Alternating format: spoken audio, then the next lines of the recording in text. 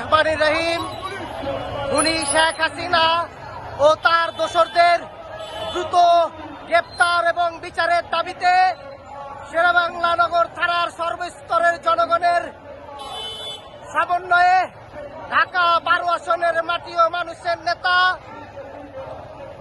ঢাকা মহানগর উত্তর বিএনপির সদ্য সাবেক আহ্বায়ক, বিএনপির ভারপ্রাপ্ত চেয়ারম্যান দেশনায়ক জনাব তারেক রহমানের আস্থাভাজন নেতৃত্ব, জননেতা জনাব সাইফুল আলম নীরবের নেতৃত্বে শেরেবাংলা নগর থানা বিএনপির একটি বিশাল মিছিল গ্রিন রোড হয়ে তেজগাঁও ইন্দিরা রোড তেজগাঁও কলেজ অভিমুখে যাত্রা শুরু করেছে।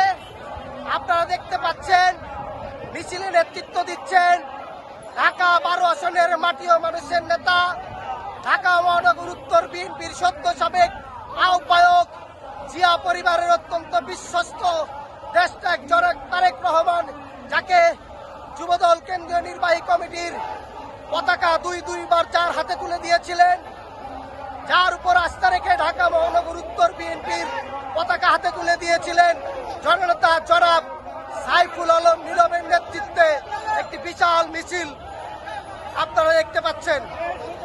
খুনি শেখ হাসিনা ও তার দোসরদের দ্রুত বিচারের দাবিতে বিক্ষোভ মিছিল ও সমাবেশে যোগ দিয়েছেন হাজার হাজার জনতা।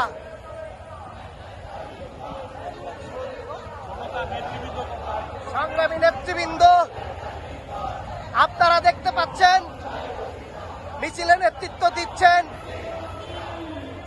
জননেতা জনাব সাইফুল আলম নীরব।